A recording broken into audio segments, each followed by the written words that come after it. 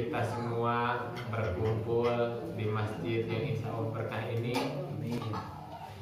seminggu sekali tiap malam Ahadnya, tidak lain hanya untuk saling mengingatkan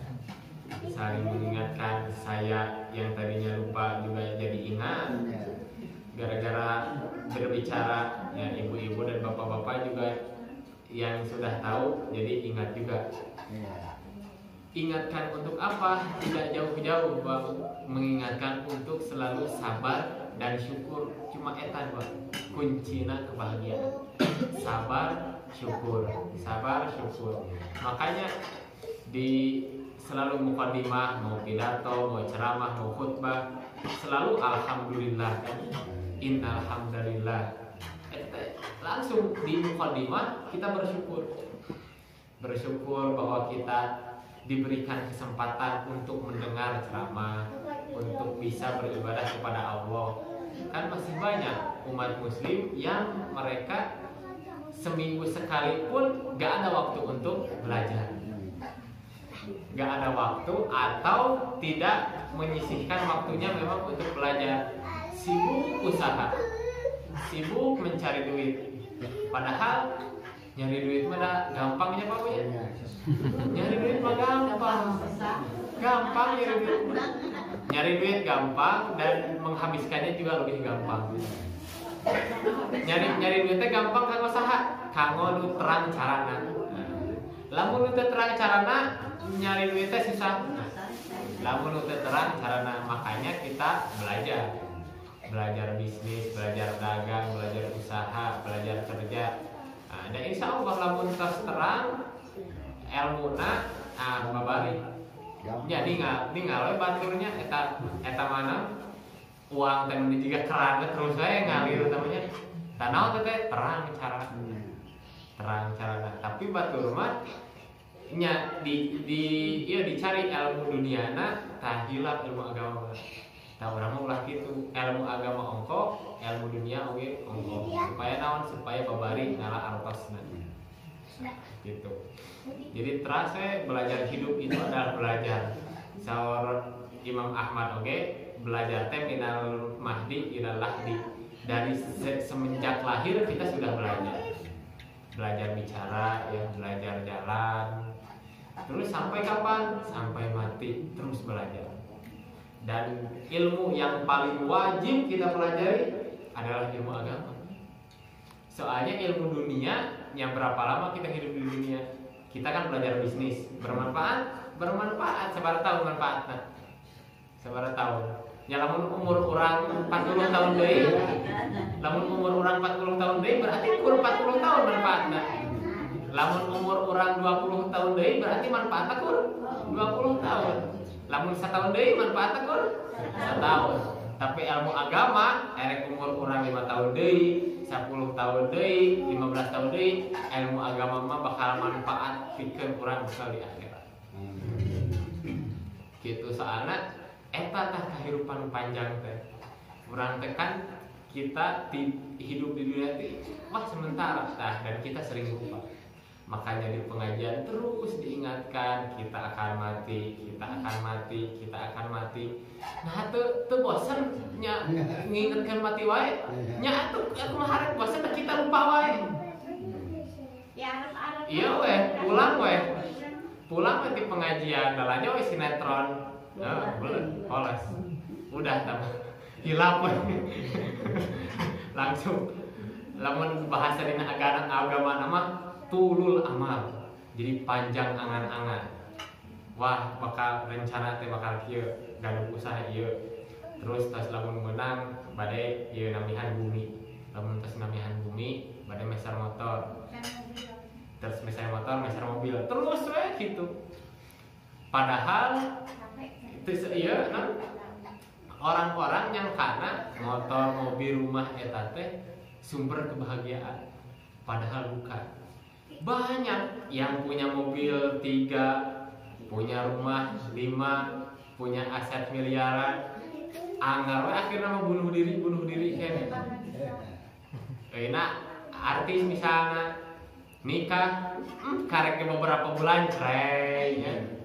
ternyata sanes kekayaan bikin gitu, bikin senang. Tapi kesetiaan dari seorang suami itu ya, dari bapak-bapak itu.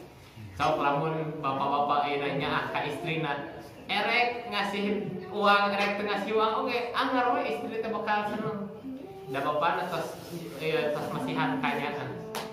Gitu. Tapi lamun bapak-bapak dari dia teh masihan kanyaan ka ibu-ibu, masih ibu-ibu na dipasihan eta sabulan samiliar, eta teu aya rasaan. Moal aya rasaan. Matakna di Islam Bu sebenarnya banyaknya kita tahu kisah-kisah yang romantis. Di dalam Islam tuh banyak tuh kisah-kisah romantis. Nah, salah satunya ya abdi pada dicaritakeun ya. Kisah romantis putri Rasulullah. Terang putri Rasulullah saha? Coba ayat sabriji putri Rasulullah. Anak-anak Rasulullah sadayana ayat sabriji? Ayat sadayana teh ayat 7. Sadayana anak-anak Rasulullah ayat 7. Rasulullah sareng Khadijah gaduh genep. Anu teh istri nu lain aya hiji. Nah, saha teh anak pertamana namanya Al-Qasim. Saha? Al-Qasim. Makanya Rasulullah disebut juga Abul Qasim. Nah, lamun ibu-ibu bapak-bapak sering mendengar abu, misalnya abu anu, eta teh abu teh nam bapak. Misal teh bapak aya nami anakna saha? Nami ieu na murang kalina saha? Nami murang kalina saha? Qasim. Sanes bapak ieu Bapak. Nami murang kalina. Hah? Asep Ulung. Jadi bapak Asep Ulungnya. Misalnya bapak gadung murang kali Asep Ulung. Jadi bapak teh Abu Asep. Jadi Abu Asep bapak. Nah misalnya teh aya nu gaduh murang kali namina Muhammad. Jadi Abu Muhammad. Nah Abu teh bapak. Lamun ibu naon? Lamun ibu mah Ummu. Berarti lamun ibuna Asep berarti Ummu Asep. Nah, lamun mendengar kemah aya Ummu anu, tak berarti nami anakna eta. Nah, bapak Abu anu berarti nama anakna eta. Nah, Nabi Muhammad disebut oge Abul Qasim soalna anak pertamana namina Qasim. Nah, anak kedua namanya Zainab. Kemudian Ruqayyah, Ummu Kulthum, Fatimah, kemudian Abdullah, Ibrahim. Tamun Ibrahim ti istri nu lain. Mun ti Khadijah mah aya genep eta. Tah, di dieu aya kisah tentang Zainab. Nah, jadi Rasulullah teh nikah umur sabaraha? Sareng Khadijah. Umur 25. Rasulullah nikah umur 25. Mun Bapak nikah umur berapa? 20. Bapak berapa? 20 oke. Oh, mudah-mudah ya. Rasulullah mah nikah umur 25 sareng Khadijah.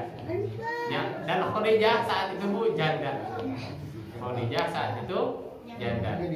Nah, nikah sareng Khadijah umur 25. Dan pada saat nikah Nabi Muhammad belum diangkat menjadi nabi ya.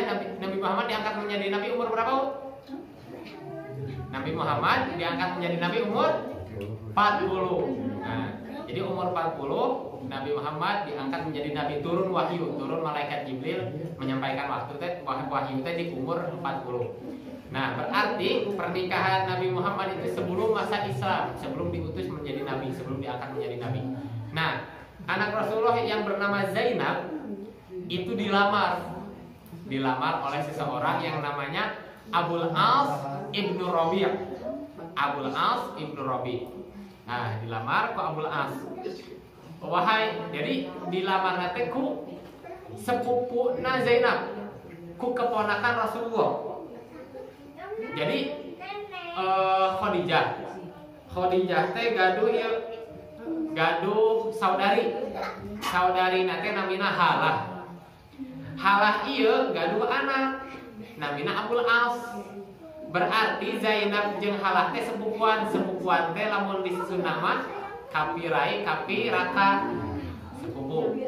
Nah, Jadi lamun di kita banyak kapira itu dianggap dulur. Padahal RT sanes.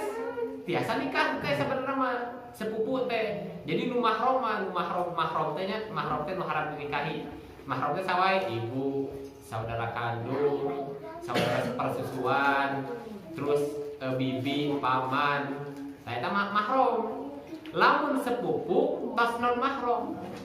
Jadi tiasa nikah sepupu jeung sepupu kapiraka sareng kapirai tiasa nikah.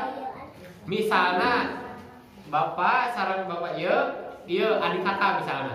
Ieu gaduh anak istri, ieu gaduh anak putra. Tah nikah biasa.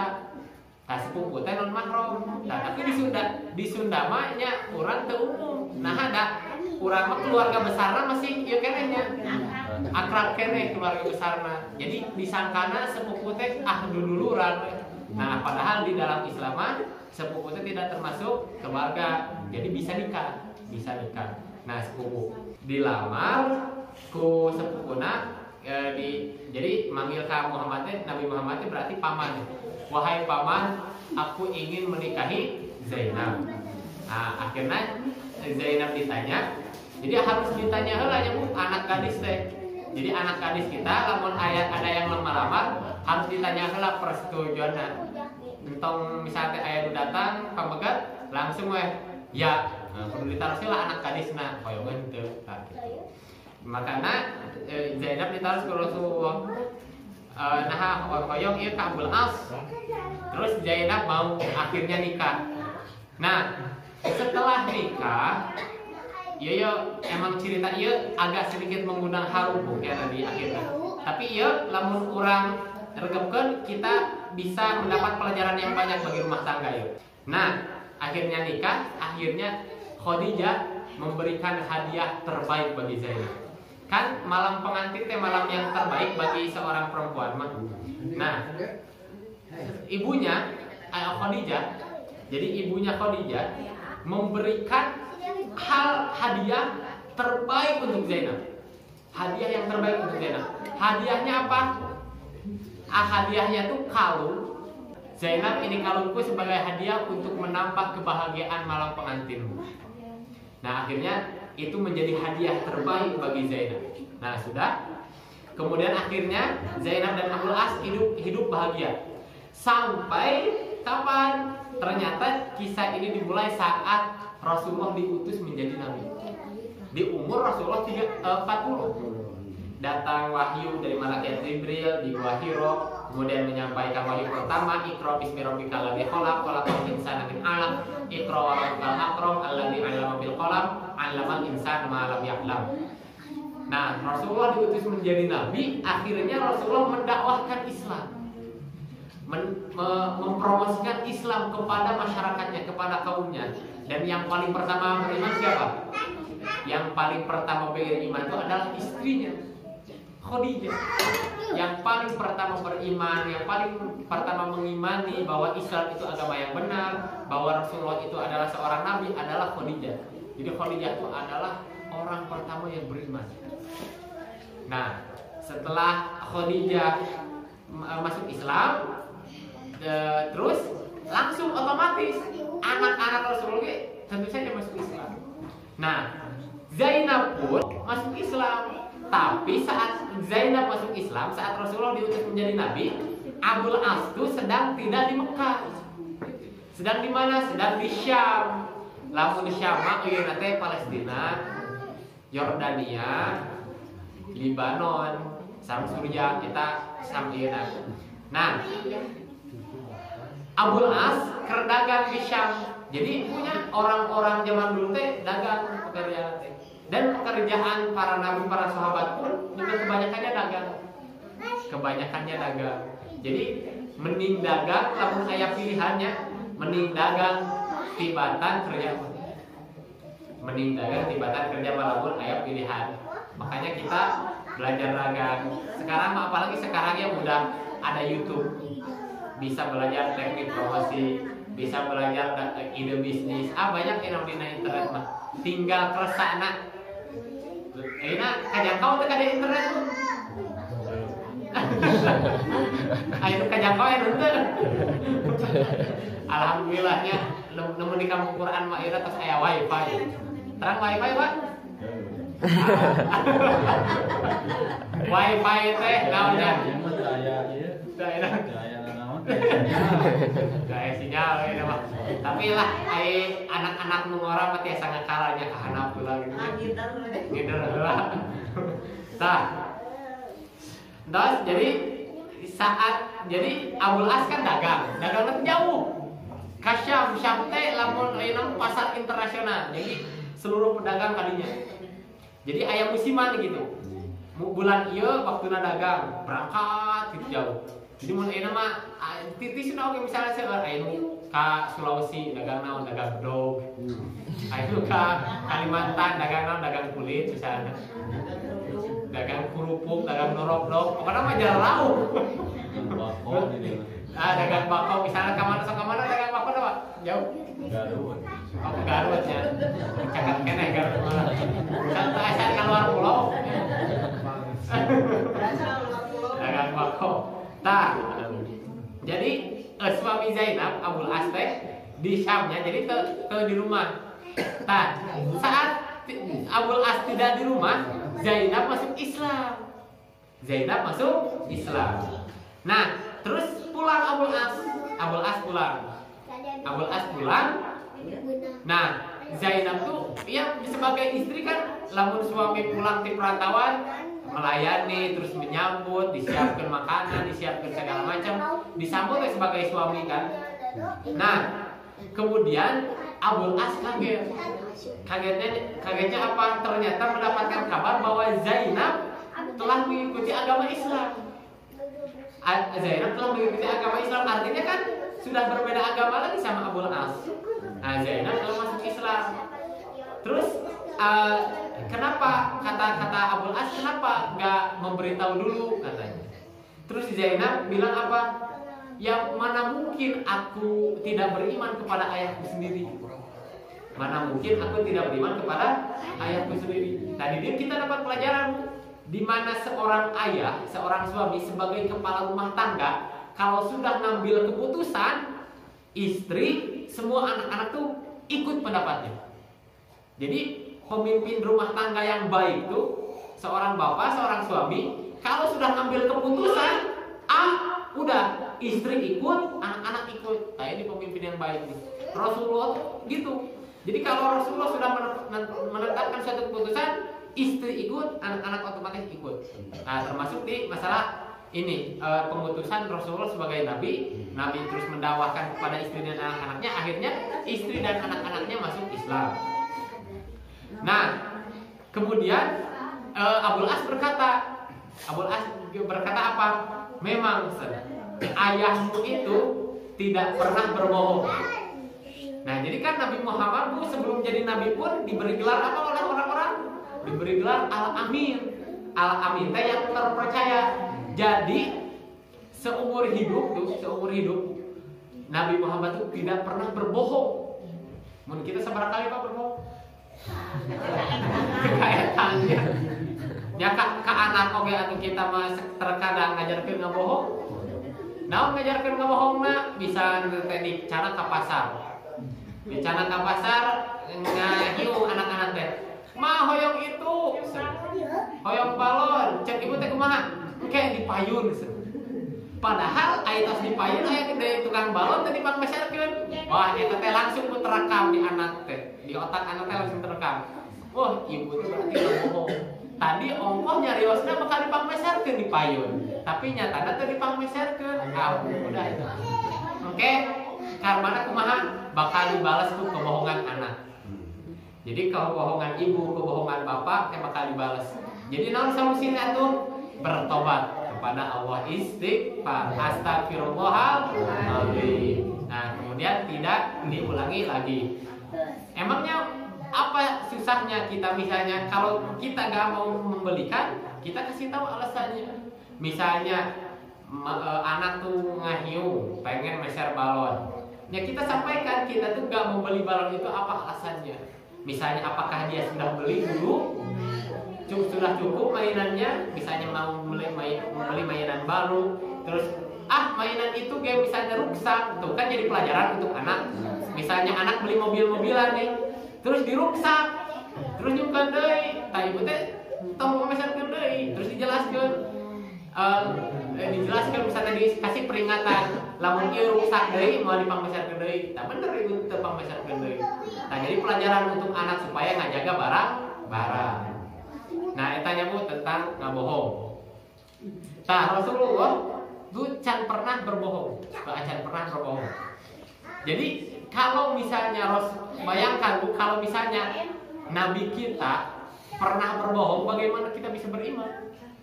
Justru kita beriman kepada Rasulullah tuh karena udah teruji. Sebelum jadi Nabi pun Rasulullah tuh tidak pernah berbohong. Jadi udah Abul As tuh sebagai menantu Rasulullah bilang gini ke istrinya, apakah engkau akan meninggalkanku? Nah, kemudian Zainab berkata, mana mungkin aku bisa meninggalkanmu, katanya.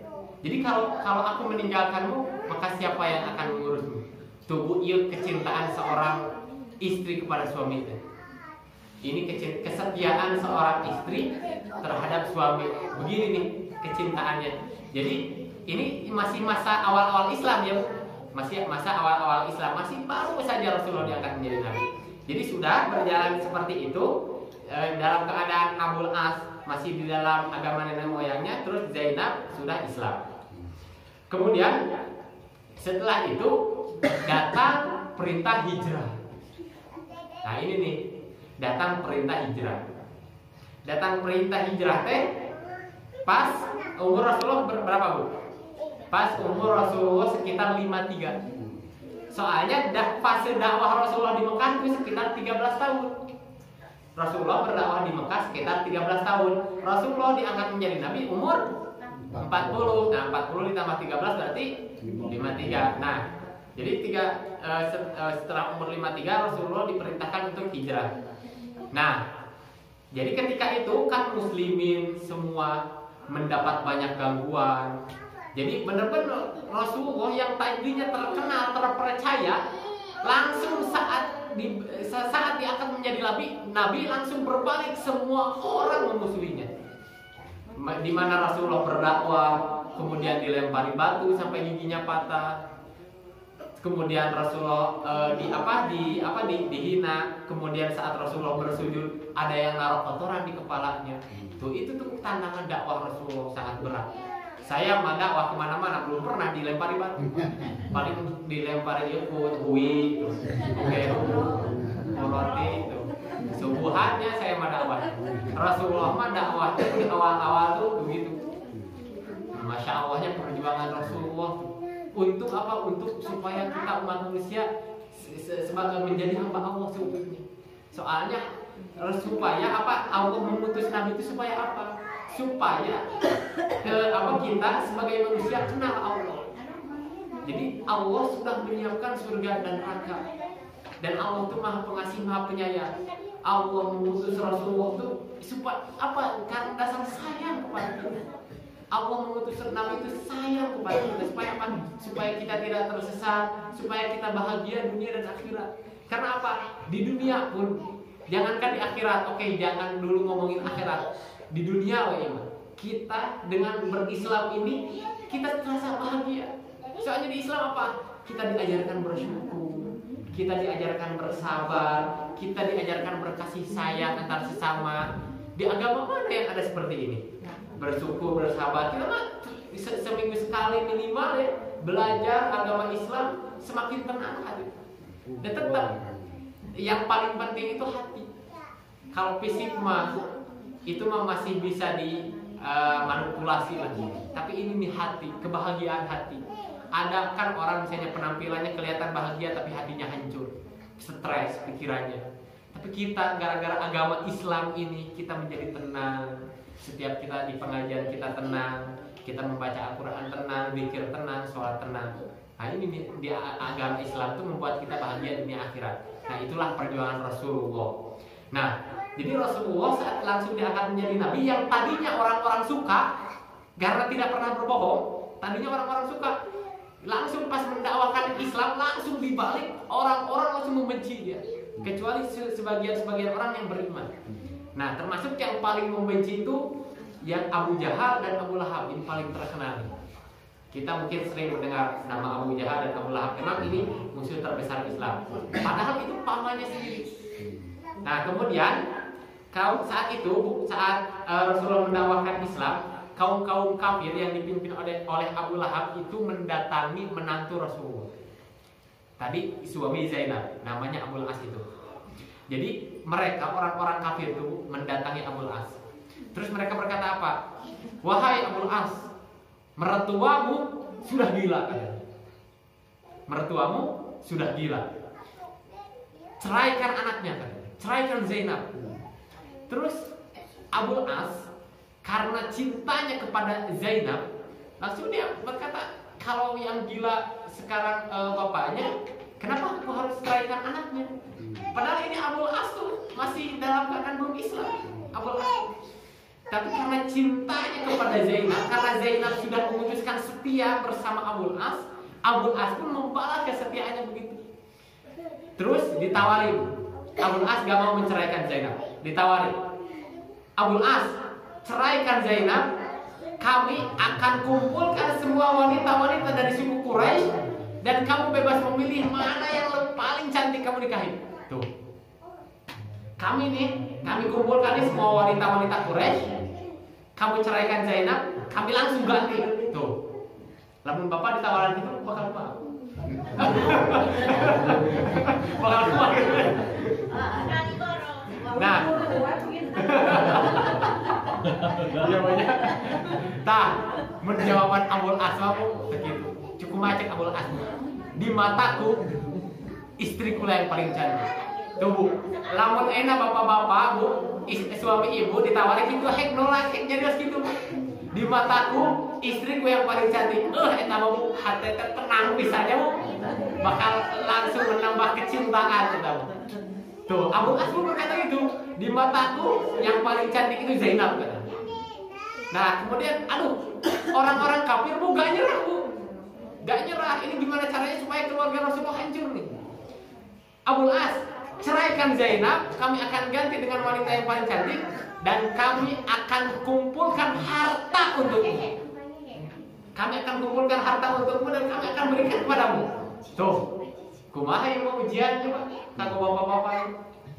Nah, Abul As jawabannya kumaha? Harta bagiku yang paling berharga adalah istriku. Tuh. Lamun bapak-bapak nyarios kieu, mulai ibu-ibu teh berbunga-bunga. Yang hartaku yang paling berharga adalah istriku. Terus orang-orang kafir akhirnya menyerah, udahlah, biarkan Abul As, biarkan dia, enggak apa-apa. Nah, udah ya, ini berjalan akhirnya. Terus datang peristiwa hijrah. Rasulullah ini kalau pas peristiwa hijrah, otomatis ya Ibunda Khadijah sudah meninggal ya. Jadi Ibunda Khadijah itu pas hijrah itu sudah meninggal dunia. Nah, setelah itu Rasulullah mengumpulkan anak-anaknya. Jadi Rasulullah mengumpulkan umat muslim. Jadi ada datang perintah hijrah dari Allah untuk berhijrah ke mana Bu? Ke Madinah.